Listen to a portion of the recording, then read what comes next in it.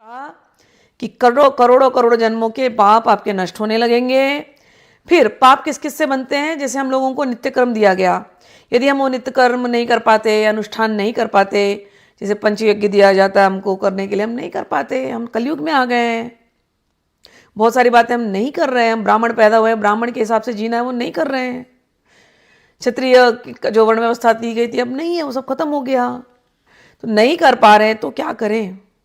तो कहते हैं कोई बात नहीं, आप ललिता सहस्त्रनाम जपो। कह रहे एक नाम भी कोई जपता है तो भी उसको फल मिलता है, केवल एक नाम। तो कहते हैं कोई नित्य क्रम नहीं कर पा रहा है, अनुष्ठान नहीं कर पा रहा है, तो भी यदि कोई ललिता सहस्त्रनाम पढ़ लेता है, एक नाम ही पढ़ ले, तो उसके पाप जो है नष्ट होने लगते हैं, और बड़े से बड़ा पापी भी क्यों ना हो मुक्त हो जाएगा। और कहते हैं कि 14 लोकों में उसने अगर कभी उससे कोई पाप बना हो, ठीक है ना, तो ऐसा कुछ नहीं है जो उसको मुक्त कर सके।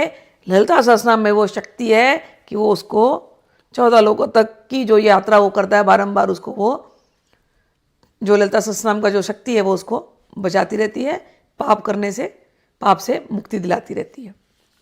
आगे कहते हैं कि यदि कोई ये नहीं करता तो वो मूर्ख ही है।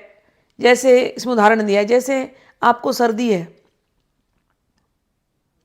सर्दी को ठीक करना है तो आप क्या कहोगे? गरम गरम चाय पियो बोलोगे ना, या काढ़ा पियो, या कुछ गरम करो।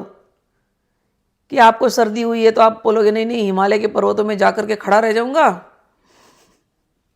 तो मेरी सर्दी ठीक हो जाएगी, नहीं होगी ना। ऐसे ही खूब पाप बन रहे हैं, खूब पाप बन रहे हैं, और कह दो ऐसे ही ठीक हो जाएगा सब, नहीं ठीक होगा। इसलिए ललिता सहस्त्रनाम करो और अपने आचरण को बदलो।